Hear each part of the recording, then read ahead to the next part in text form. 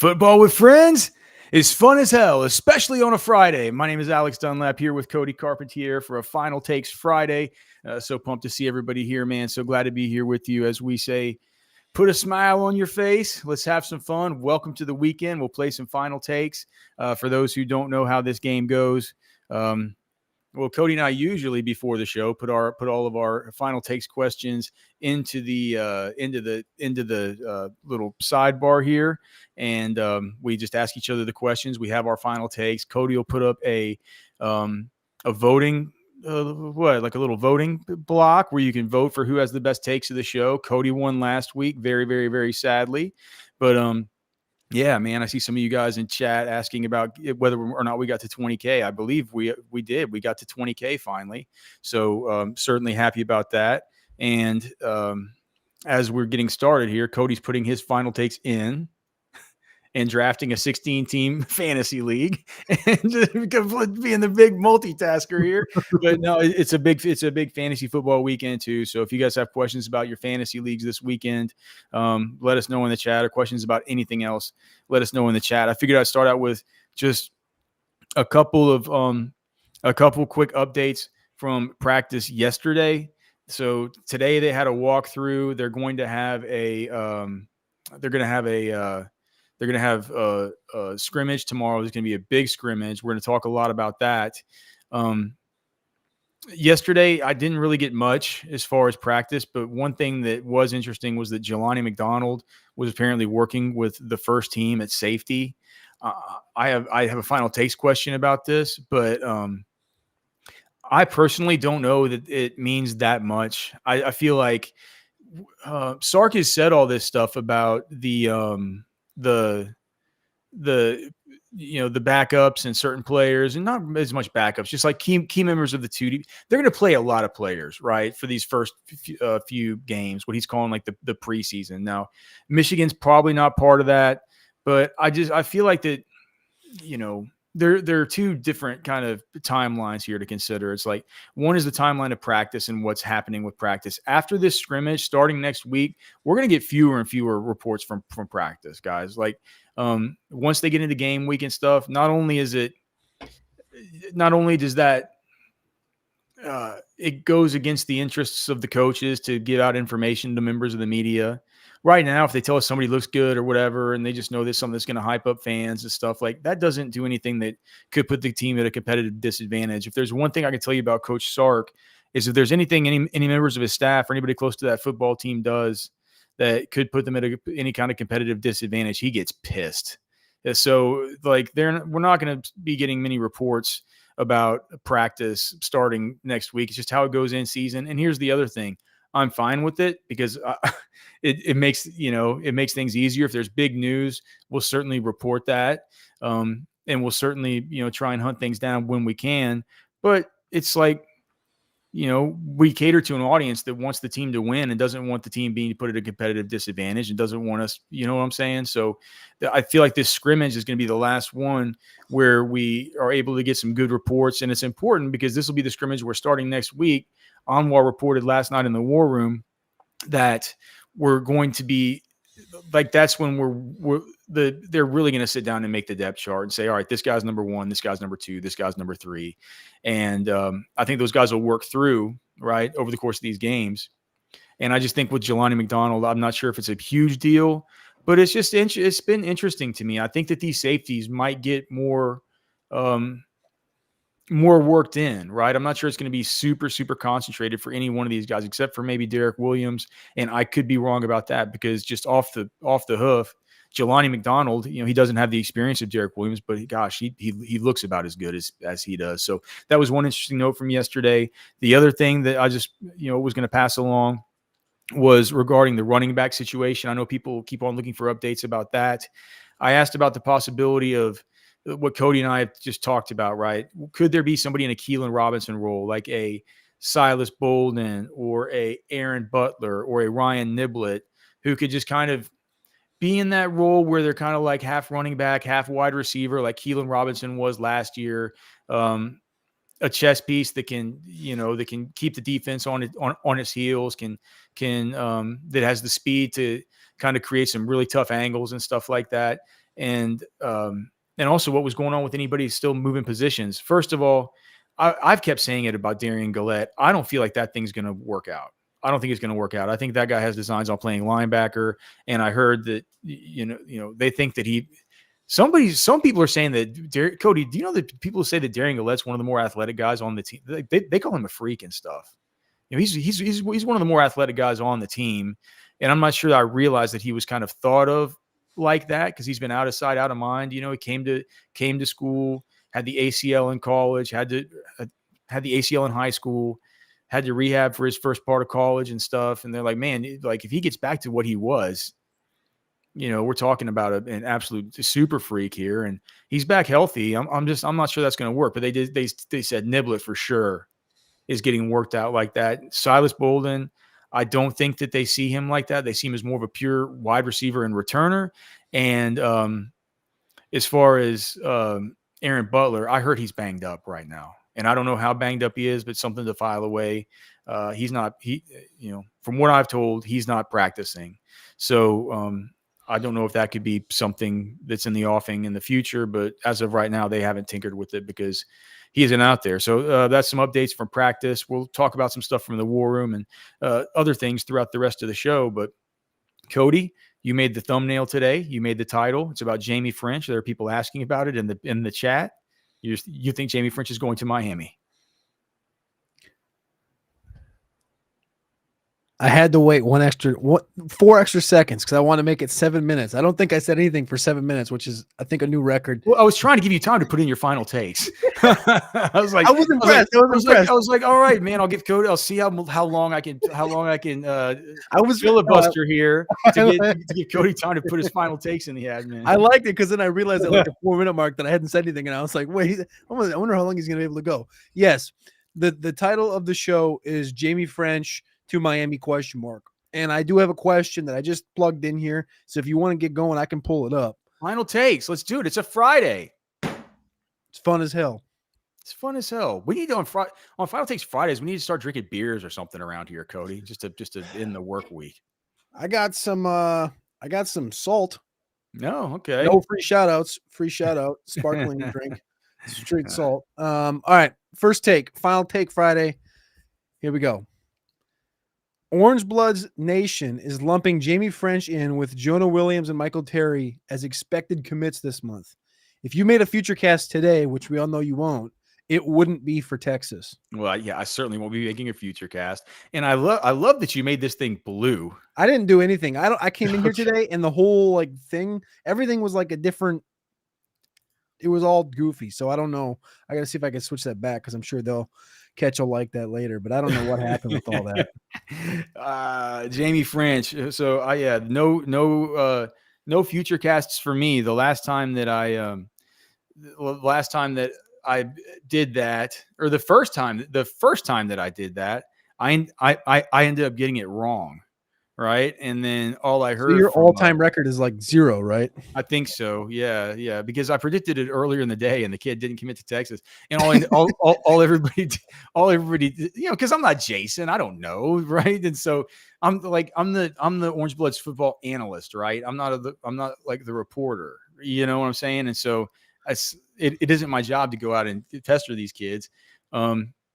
So yeah, I made like a future cast for one because I think, I'd heard in the Slack or something he was going to, and I was like, what the heck, I'll do it. And there's these aggregator sites, right? Like on X where if a team expert or whatever makes a future cast or like a crystal ball or whatever they call them at the other sites, it like populates it, it tweets it, it tags you in it and stuff like that. It like tweets it out, man, that this guy chose it. And so this dude commits elsewhere and everybody gets on me on the board. I got on the board and I'm like, do you guys care this much about every single time? Like there's a future cast that somebody gets wrong. They're like, well, yeah. And I'm like, okay, well, I'm not doing it again. This is crazy. I'm having to answer for this. That's fantastic. But, so I think that, so Ketchum reported yesterday that there's confidence in Jaime Ffrench. He says that there's always a caveat in any conversation about him, which to me is like, well, what exactly does that mean? Right? What does that mean? there's a caveat in any conversation about Ffrench, but the vibes are good. I don't know. Do you know what Miami's depth chart looks like right now as far as their wide receivers?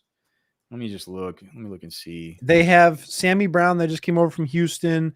They have Xavier Restrepo. They just lost like 3 guys that transferred away. They have Cam Ward, though, who's just going to be there for this year, and then he's going to go to the NFL. So they have a little bit of a question mark at the quarterback position. I don't know who they have past Sammy Brown, though. Yeah. Next year. They have, let's see here. They have a couple guys that redshirted last year, but dude, it is not a deep depth chart as far as this stuff. They have Michael Redding's a stud for next year. So they have Sammy Brown and Michael Redding are both going to be back next year. They have 8. They only have 8 scholarship wide receivers. Wow. Is that right? I see 9 guys that are 4-star and higher on the roster. Okay. So I'm just looking at our lads, and so they have 8. Okay. But I'm not exactly sure if that, I'm not sure if that's right. It does to me. It doesn't. To me, it looks like an easier depth chart situation. Catch thinks the vibes are good. The Texas staff is kicking their feet back, saying we're fine, right? Listen, but they've been. We already have money allocated for all this kinds of stuff. Yeah. I think, man, if I had to make a bad future cast, because apparently mine are all bad, I think I'd put it in for Ffrench, but that's just based on the reporting that we've heard kind of behind the scenes from Catch and Jason and all the rest. Would you put in one for him? I've had it in for him, and you're fan future cast. I'm fan future casting. I'm number 2 in the entire Orange Bloods community. The community. Number 2 in the whole community. Okay. Yeah. And so I put it in for Ffrench for Texas. Catch still has his in for Texas. Some other guy, Trent Small, would put his in for Texas. These were back in June. But I think the big thing that I'm like riding with here and why I'm even entertaining Miami is because 2 months ago, Miami was like, yeah, they're like over there, like they're the home team, like blah, blah, blah, blah, blah. But they really haven't done a lot of receiver. Like they had Sammy Brown, Xavier Restrepo, 2 guys, like I said, that are going to go to the Restrepo might not go to the league, but Sammy Brown will next year. Cam Ward, they don't really have an Arch Manning sitting behind. Really, nobody does. Ffrench is now the wide receiver 2 in the class at Rivals. And you heard during his visit that he liked Lockett a lot, but that they probably weren't going to play together. And now Lockett committed to Texas. The reason I asked the question is simply because everybody says, well, yeah, it feels good about Ffrench. But then also the caveat with it every single time is that, well, nobody's going to know what Ffrench is going to do until he actually signs on the dotted line. Wherever he commits the first time doesn't really matter. So do you really want him to commit to Texas next week, or do you want him to commit to Miami and then you have to work for him and eventually get him to flip the last day, kind of similar to for the sake of Orange Bloods and the sake of everybody in this chat and of this, my wife and kids and everybody that just wears around all the burnt orange all the time. I mean, yeah, dude, I want him to commit to Texas next week. Well, the thing is, that's what I'm just saying, is that they say they have confidence, but then out of the same mouth, the other side, there's worry that whoever he commits to next week is not the team that he'll commit to in December. Well, if Texas was going to be the team that he was going to commit to in December anyway, we don't know that. Alabama's still knocking on his door. Miami's still knocking on his door. LSU's still knocking. Like, he's still going to have all these. Dude, did you see that? Have you seen some of these clips of Ryan Williams from at Alabama? He's supposed to be a high schooler now. He's going to start. He's supposed to be a high schooler right now. I can't believe Texas was kind of close to being in on him. He reclassified, and now he's going to start at Alabama, which is ridiculous. Yeah, that might be one of the most ridiculous storylines going into the season that is kind of underreported right now. Yeah, but I think, dude, I think it'd be great. I think it'd be great if Texas lands Ffrench, man. I think these. I take your word on it from what you saw from him at the Rivals camp and from what I've seen as far as his clips and stuff. I've never seen him live, so but he looks like an awesome player to me. If I had to put in a future cast today, I would say it would be for Texas, but it's probably a better question for Jason Sukumo. As there are already 400. Gosh, it's probably on a Friday already 400 people watching. Man, that's probably the quickest we've ever gotten to 400 viewers. Cody, just 15 minutes into the show. Thanks so much to everybody for being here, man. We can't tell you how much we appreciate it on a Friday. Again, man, you've made it to the weekend. Put a smile on your face. For Cody and I, the real work week just starts right now because I don't know how many broadcasts we have this weekend, man. It keeps going and going and going. All right. My first final takes question. Who most badly needs a big scrimmage this weekend?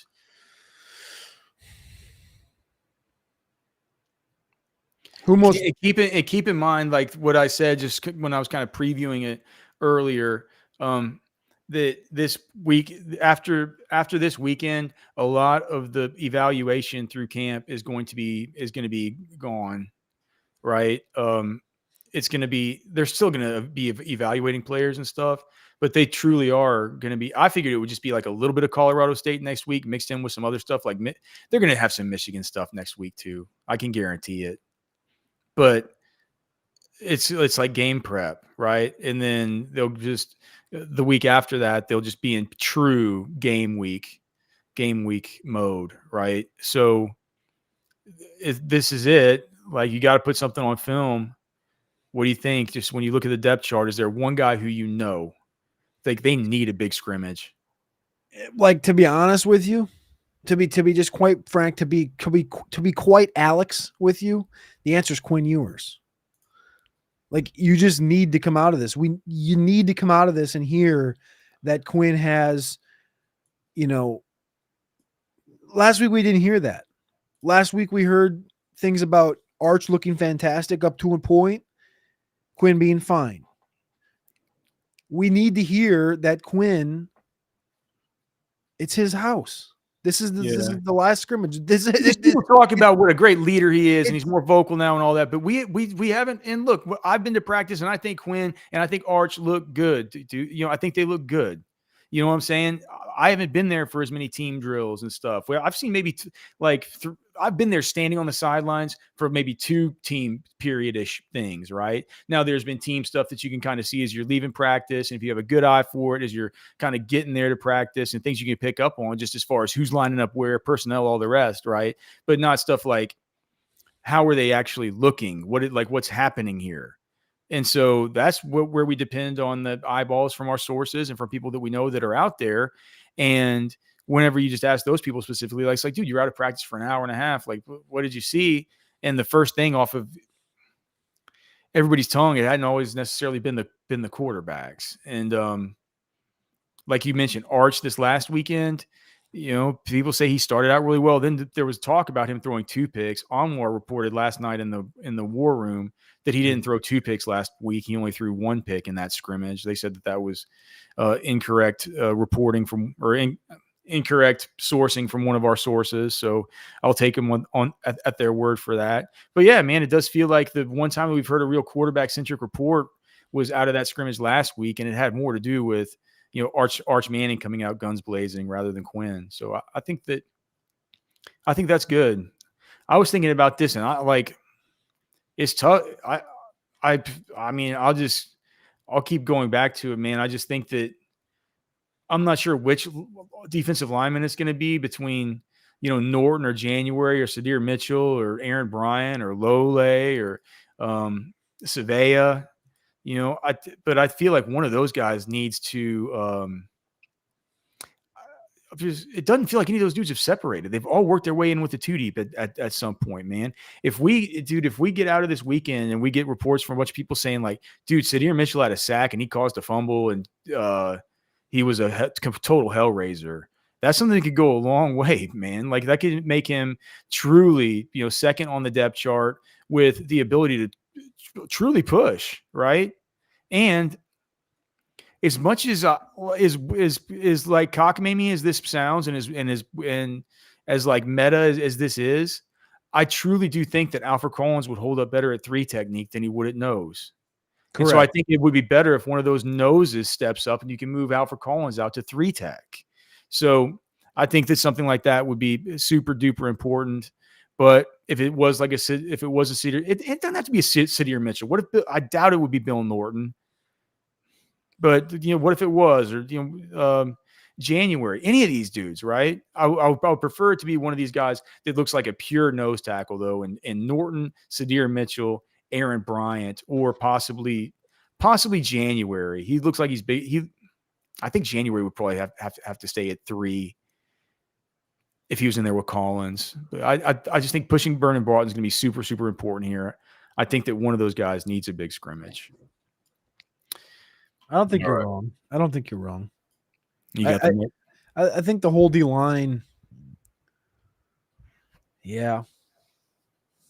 I'm interested. Like, honestly, that's we've talked about it all offseason, but I'm interested mostly for week 1 to see live bullets flying what each of these defense, like, I might during that entire Colorado State game. I know you probably won't be watching because you'll be in a tree or in a blind or somewhere. No, I'll be watching it on my. I finally started getting cell service out of my lease, so I'll be watching on my phone. Are you going to be in a blind up in a tree or behind a hay bale, or how are you going to be? How are you staging for this? I'm going to be. I'll be sitting in a. I'll be sitting in the back of this old wrecked out dump truck that's in the middle of this. Oh, you showed me this. You sent me this last year. Yeah. Like, I take a little ground blind in there, and I just sit in the back of this old dump truck, and it's a awesome travel corridor for access deer. And yeah, man. So right. Yeah, I won't be sitting in a blind, hunting over a feeder or anything like that. Access don't come to feeders anyway. So when you're out there and I'm at home on the couch watching every play, the thing I'm probably going to be watching the entire time is just like that little sliver on the screen, just the defensive line, like the whole time. Like, that's what I want to see. I want to see which one of these, you know what I'm saying? Because you don't really get to see it right now. Like, there's no bullets flying. It's last year it was just wreckage up the center between Sweat and Murphy, and now this year it's like the biggest question mark on the roster. It's like it, and we keep coming back to it. It's like I feel like I say it over and over and over and over again. It's like I talk about it as much as I talk about Texas beef traders. Like, I talk about Texas beef traders, I talk about the Texas defensive line. I was like, golly, but the Texas beef traders, like I said last Friday, the one thing I don't like about this show being at 6 p.m. now is that I don't get to go to Texas beef traders on Friday nights. It was my spot to go hang out. Clearly I love being here with you guys. The reception to the show has been awesome, but man, I used to like to go over there and drink some beers and hang out, and we'd have Dan cook up some steaks in the back, and new customers would come in. They'd be like, "What's going on here?" We're like, "Dude, this is what you do at Texas Beef Traders. It's not your average butcher shop. This is beef straight from Mason, Texas. It comes in from the ranch. It's brought in fresh every single week. Whatever cut you could ever want. Where you could buy a quarter of a cow, a whole cow. You can buy a full cow. You can get 10% off every single time you go in, just by telling them that, hey, man, like, we watch Orange Bloods live. We watch Alex and Cody and the football with friends crew, man." Right there off of Loman's Crossing, right there in Lakeway. It's delicious. Like I said, every steak that they have is awesome. Even the ground beef is like delectable. It's like steakhouse quality. So make sure you go there. Texas Beef Traders, TexasBeefTraders.com. I wouldn't talk about them so often if they weren't just the best. You can scan the QR code there. And remember, if you can't make it into Lakeway, it's fine. Call up there, make your order, get your 10% off. It's cheaper than the grocery store. There's no vaccines, no antibiotics, none of this junk. All natural, clean protein. They'll bring it to your house, and they won't charge you a delivery fee or anything. They'll make arrangements with you. They'll just bring it to your house. There's no excuse not to go to Texas Beef Traders. TexasBeefTraders.com. Okay. So is it my final take, or is it your final take? It's my final take. Okay. As we're crossing over now, like well over 500 people, man. Thank you guys so much for being here. If you can remember, please like the show, subscribe to the channel. We would certainly appreciate it. We always appreciate you guys' time. We respect your time. We know that it's super valuable. We can't tell you how much we appreciate you being here with us and taking some time here with us. We always make sure to do a lot of prep work for the show to make sure that there's no filler, no fuss, no muss, man. We're just here to talk football and have fun. So thank you guys so much. All right, Cody, what's up? All right. You also believe Trey Wisner will have more touches but less carries than Jarek Gibson this season. I don't know, man. Now it's kind of all thrown into a tizzy, right? I mean, so Let me drop you my projections. These are going to go up. These are supposed to go up this morning, but I posted the thing last night, the update from the defensive line last night, so I didn't want to have 3 pieces up at the same time. So I waited. Probably put these up in the morning on Orange Bloods. We have a super chat. My goodness. I'm sorry that we didn't get to that S-Ron here. Let's do these projections and then we'll do a super chat. I'm not going to go too deep into the projections. It's just the Wisner Gibson thing. But so my projections for Wisner and Gibson, Trey Wisner's 102 carries, 31 targets. So that's 133 opportunities.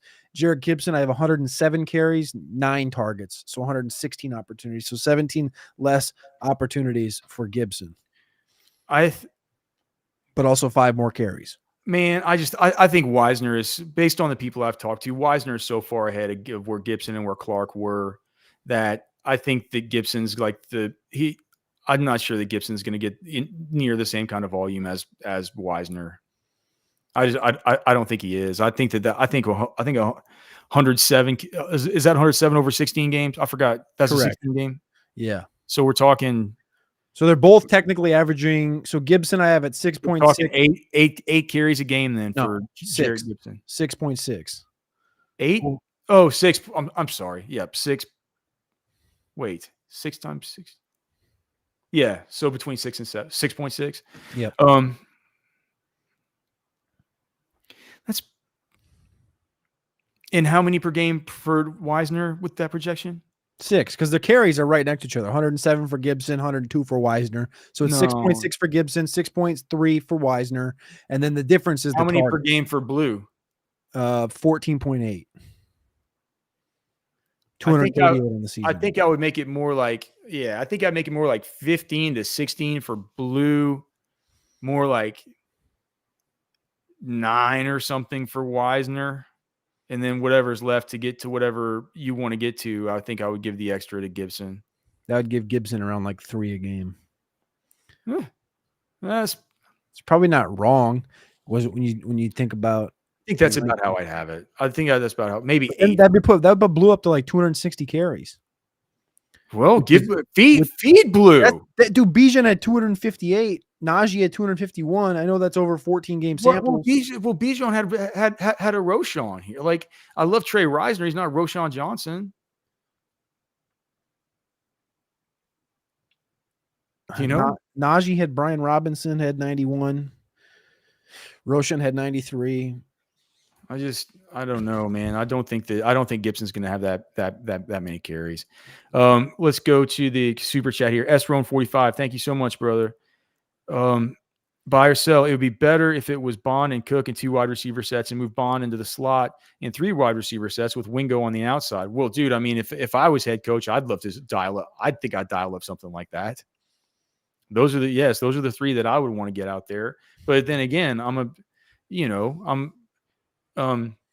not at practice every day, and I'm also from the world of scouting and stuff like that. And I just look at Wingo, and I think that I have a little bit of bias in the fact that he just the way he looks, and I can't help but put my stamp of my projection on him, and the projection might be something where it's like, hey, Sark could, if he heard me say that, he could say like, Alex, don't you realize he's having this issue with his stem at this one spot, and like we can't use him for this advantage throw like we can use this other guy. So I mean, if it were me, and based on just what I've seen of them, and that's actually what you've prescribed here, would be my exact policy prescription for the way that the personnel would be deployed. That would be exactly what I would do.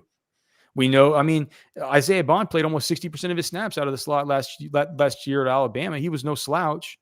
Mm-hmm. I've only seen him in the slot very few times so far this fall camp. What do we say? Three snaps in the spring game in the slot?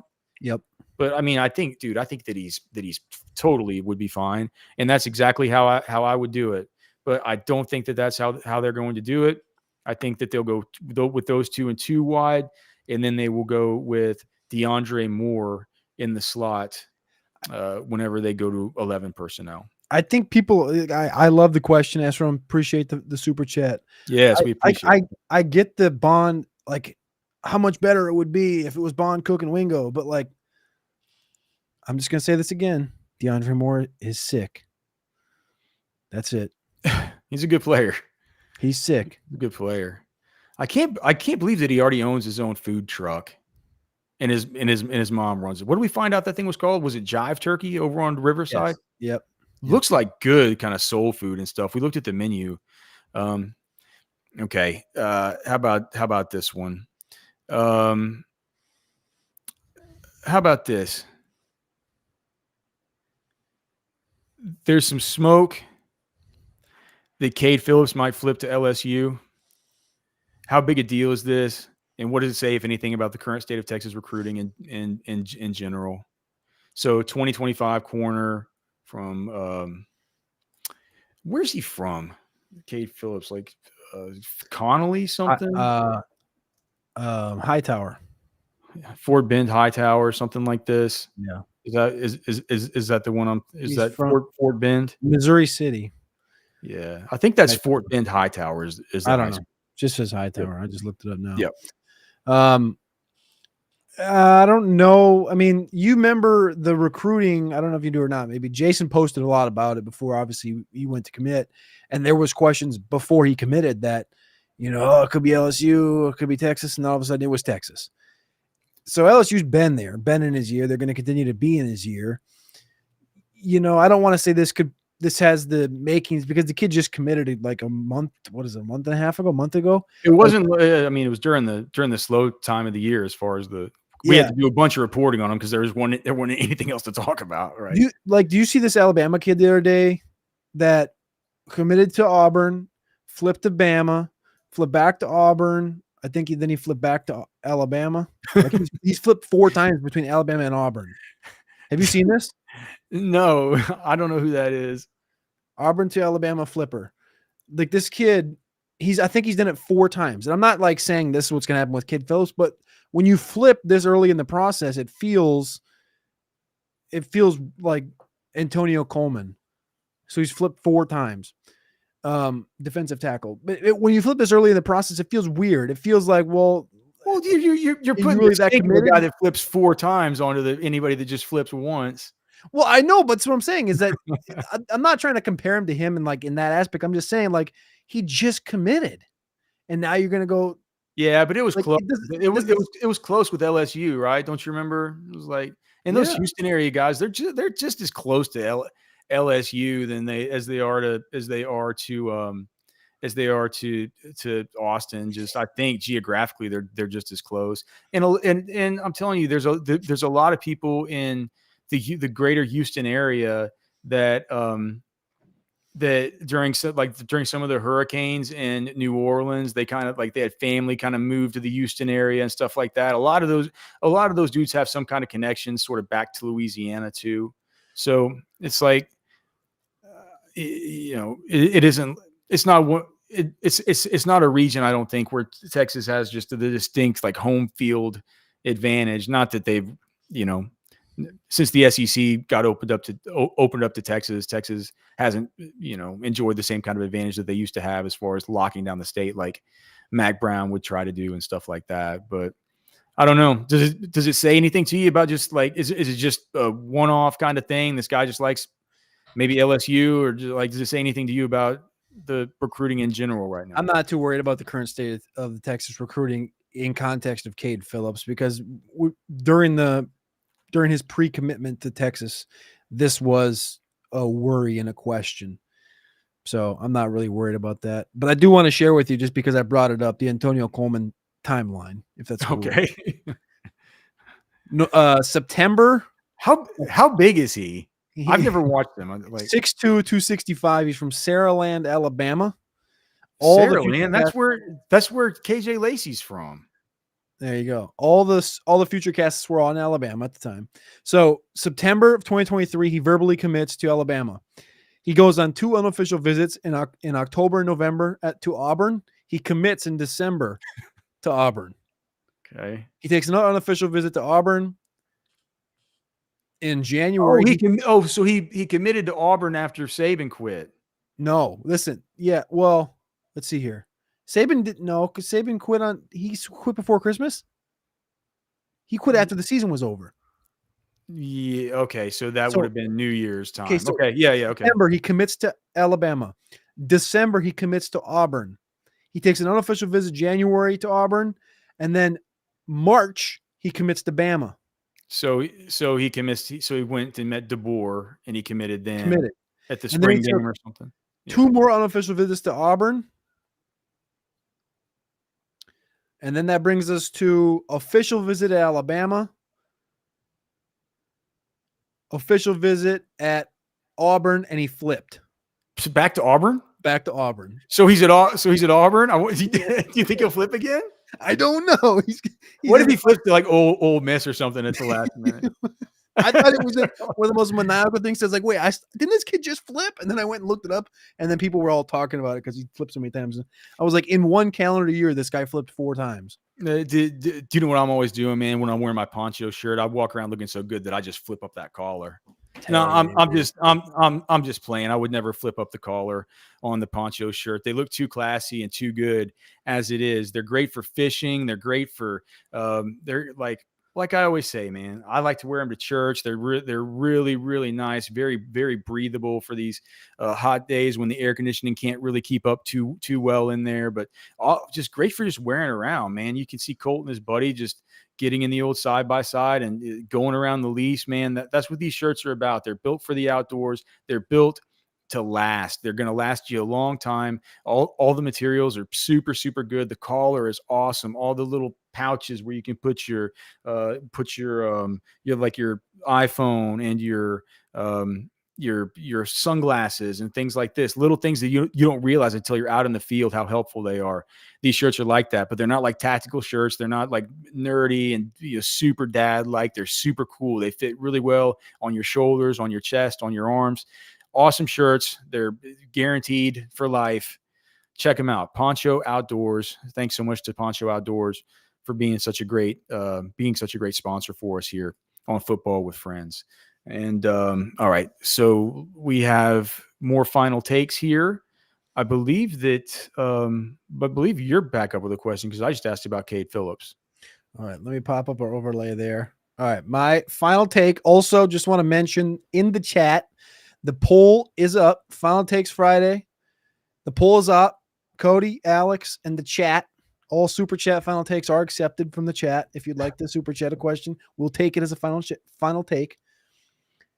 My final take, Alex. Texas finishes with 6 players over 46 targets. Who is last with 46?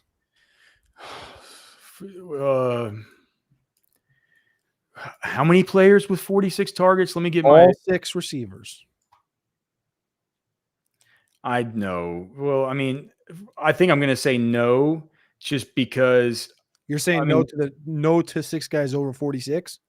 Well, yeah, because I don't think I'm not sure all 6 are. Is every single one of those guys going to play all 16 games? Let me just see here. Let me look and see the target. Let me look at the target share just during the regular season last year. So last year you had, just in the regular season, you had 3 wide. Yeah, I mean, you would know 3 wide receivers. 103 targets for Xavier Worthy, 70 for Adonai Mitchell, 46 for Whittington. Can all 6 be? No. Jatavian was up there too. Jatavian had 50. You're basically asking me if all 6 wide receivers are all going to be as involved as Jordan Whittington last year. That's all right. I don't see any chance. Here you go. In 2019, the Alabama Crimson Tide top 5 receiving options had 80.41% of the targets. 80.41%. The top 5 options. Jerry Jeudy had 108, Devonta Smith 88, Henry Ruggs 55, Jalen Waddle 40. Top 5 were over 80%. Top 4 was over 74%. The next year was the big one. That's 2020, the year I always go back to when I'm talking about the projections. 2020, Alabama Crimson Tide. Devonta Smith, John Mechie, Jalen Waddle, Slade Bolden, Miller Forrestal, Jaleel Billingsley. 6 players, 78% of the targets. And Miller Forrestall and like was a block, kind of a blocker anyway. Correct. Him and Jaleel Billingsley combined for 49. And the reason I bring up that, obviously, for those in the chat, obviously, is because Sark was the offensive coordinator. 78% of the targets for the top 6. Now, Texas, this year, my projections, 78.8% for the top 6. The top 6 are Bond, Moore, Cook, Golden, Bolden, and Wingo, all getting 78% of the targets. And that led you to 46 for the okay. So if you're asking me who's the last place out of those guys with well, want me to read the numbers for targets? Bond at 101. Can I 16 games? Why don't you let me tell you what I think is right, and we'll see if we have the same. Okay, tell me. I think it's gonna go Bond for targets, Bond, Jonte. Then I think Golden and Moore will be about the same as far as the next one's down. Man, and I think Wingo's probably gonna have the least. I think he'll have the most high value ones. I think they're gonna use him in the red zone and stuff. I think Bolden will be right under, and the reason why I say that, I think Moore's going to start at the slot, but I think the Golden's going to play both outside and in the slot. And so I think when you take those things and add them together, I think that Wingo is worlds better as a prospect than Matthew Golden. But I just think for this 1 year, his first year, I think that the way they're going to keep him happy and the way they're going to make it their hay with him, we saw it in the spring game. They're going to dial him up down in the red zone. They're going to get him those end zone targets.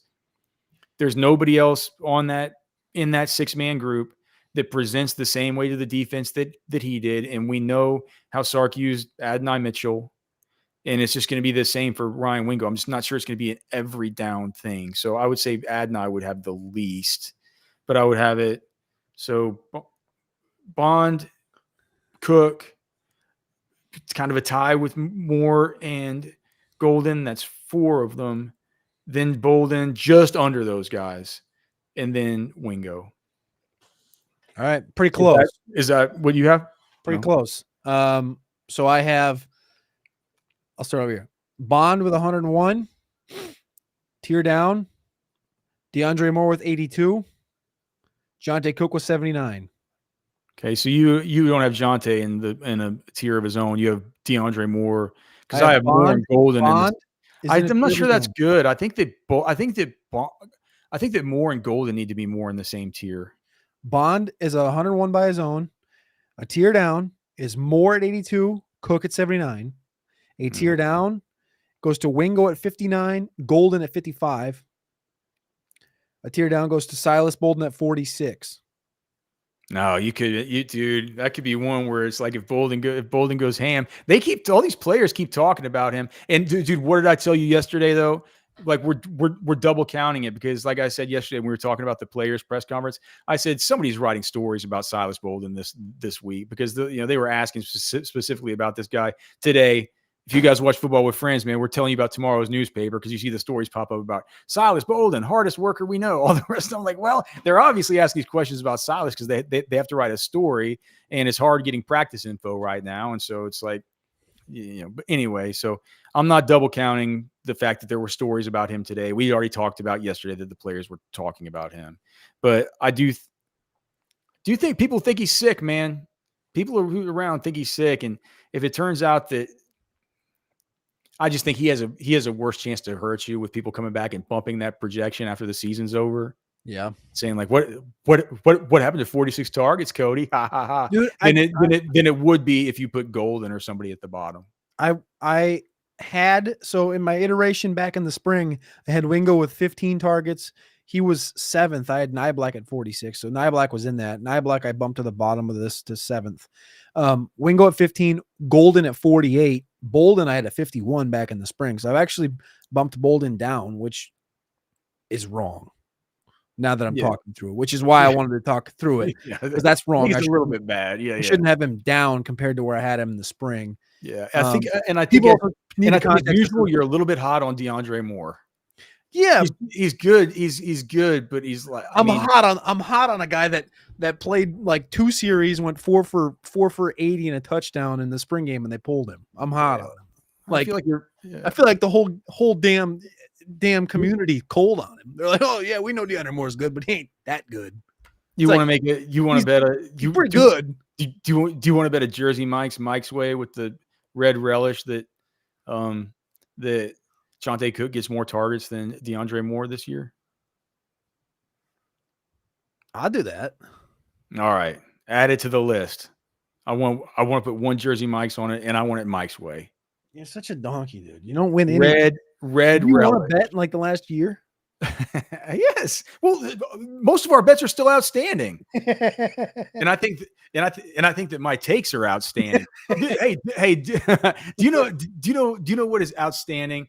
600 people now watching the show live, man. We can't thank you guys enough, and we can't thank you all for being here with us. We certainly appreciate you. Appreciate everybody in the Specs line, and we certainly do always appreciate our great friends over at Specs. Specs same-day delivery can save the day with our Specs app or online shopping. From world-class wines to hard-to-find spirits and craft beers to gourmet foods, delicious snacks, and spectacular sweets. It's Specs. Cheers to savings.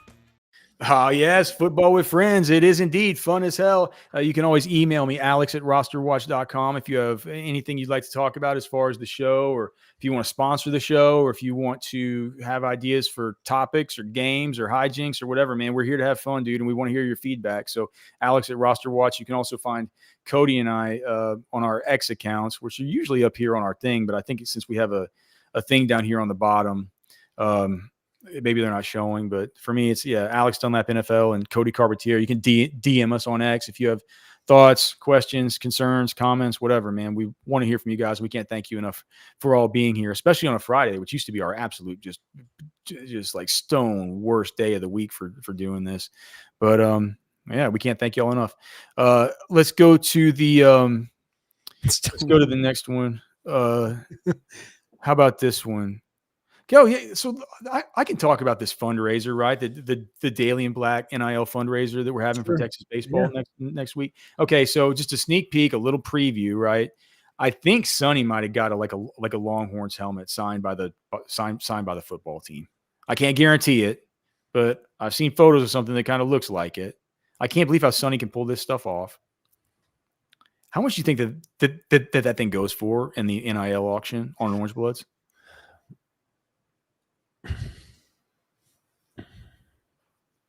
Because I was just looking like a Texas helmet that looks like one that's like a cool looking helmet, like that she showed the picture of.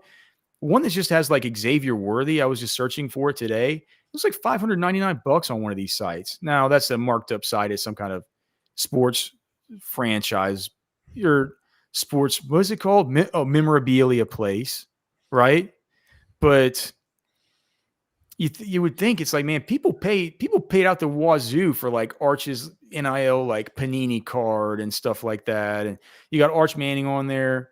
Some of these Quinn Ewers mini helmets sell for like $399, and it's not even a big helmet. It's just Quinn Ewers signing it. There's a lot of future NFL players on this team, probably about 36 to 38 future NFL draft picks on this team.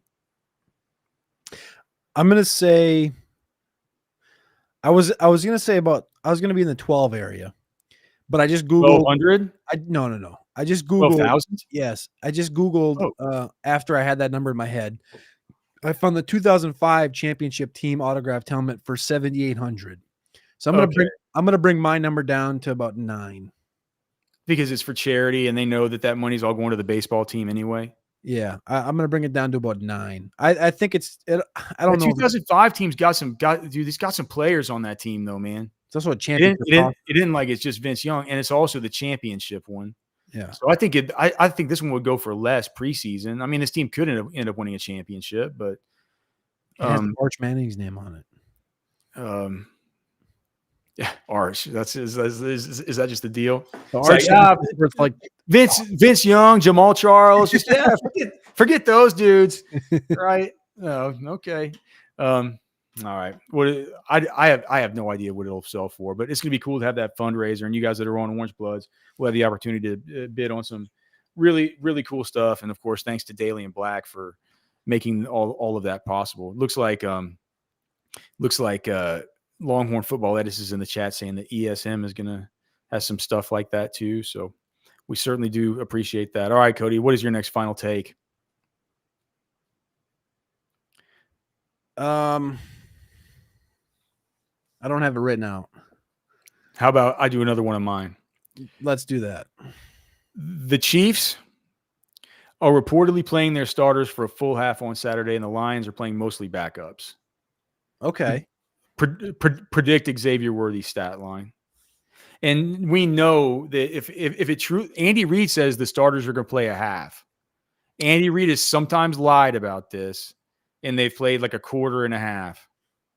But it's still a lot, man, to see Mahomes and Kelsey. Now, Marquise Brown did get hurt last week.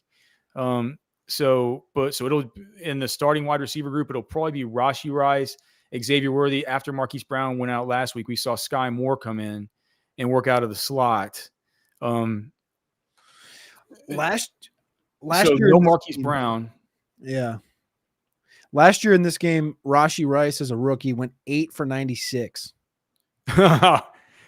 Dude, we need to if they give us some kind of because they've been doing it with these wide receivers the whole time, and maybe they won't give us the Chiefs tomorrow, but for the underdog pick 'em and for the prize picks pick 'em stuff, we need to look at Xavier Worthy. If they give us like 44.5 yards or something, he's going to smash that. I was going to say, I don't know if I want to go heavy like the Rashee number I just said, but I'll go 2 receptions on 4 targets for 73 and a touchdown. Oh, so one of them is going to go big. All you see is him just getting behind the defense anyway on all these plays. You know what I mean? All right. I was going to say something like 4. I was going to say 4 for my exact thing was 4 for 70. Did you say for 76? I said 70. I think I said 73. Okay. I was going to say 4 for 76, but yeah, man. I think that he's gonna have a good one. Here's another final take for you. I always put in extras in case I know that Cody runs out. Is Nikolai Brooks a suitable consolation prize on August 23rd if Mike Fasusi commits to Oklahoma on August 21st? Yes. Yes. This is we talked about it a little bit last week in the 24-hour chat. I asked the question, is Lockett and Nick Brooks 70% of Fasusi and DK Moore? And Ketch said more than 70%. They're more than 70% of those two guys. Does that make sense? Brooks and Lockett are more than 70% of what you get out of Fasusi and Moore. I think Brooks is A-okay. I'm not worried at all about that sounds bad. I'm not worried at all about missing out on Fasusi and DK Moore. I would feel fine. I would feel better than fine about still getting Nick Brooks, who's a top 20 tackle in the country, and Khalil Lockett, who's a top 20 receiver in the country. But you're not on. You don't have the Anwar take that he's just too big. That's not you. Cam, what did Cam Williams weigh coming out? 360. Well, I don't. He looks like he. I mean, there were times at Texas he's weighed 380 something. I mean, Cam Williams. When he came out, he was 370. Yeah, but that was what he was listed at. Cam could. Yeah, but Cody, I did so much work on Cam, going to see him live and everything. I was screaming at them. Why have you not offered this guy? How can you get behind on this guy? He moves so well. He's so crazy strong and long and moves so well, and he's so athletic. And he didn't look like it because he was so baby faced at the time, and he's had a bunch of baby fat and stuff still. He didn't look like he looks now, where he looks like a total monster.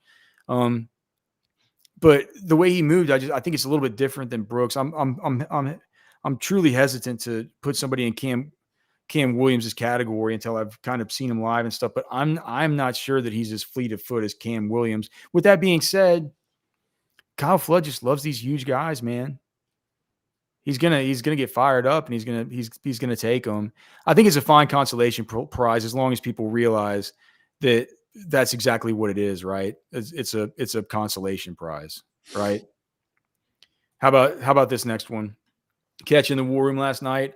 He said his sources say that the best player on the team through camp overall has been Anthony Hill, quote, without a doubt. Should fans be nervous that it hasn't been Ewers? We kind of talked about this over earlier. Yes, fans should be. This is I feel like I had a bad dream the other night, but I was thinking of through like different quarterback situations where I'm not going to finish the sentence. I'm bad. Don't say it. Don't do it. I'm not going like the injury. If it was a direction. bad dream that was about to end like that, brother, we yeah, don't want to hear that It stuff. wasn't Yeah. injury based. It was just like what if thing. I'm not going to finish that, but you get the point. Like it's just like things that have to enter your mind when you're discussing directional growth amongst a quarterback that you haven't seen take it yet. You've seen him take steps, but you haven't seen him take leaps and bounds in steps. Like, yeah, I think they should be worried.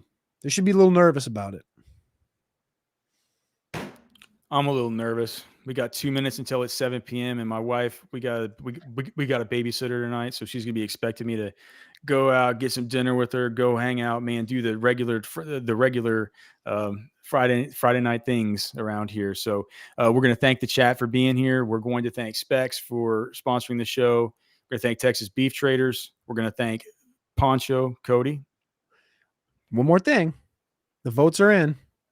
Oh, I almost forgot. Did you win again? Well, I gotta pop this up here first, but also I want to get my last final take in here. I bought my plane ticket for September 6th, Football with Friends live. You are ready.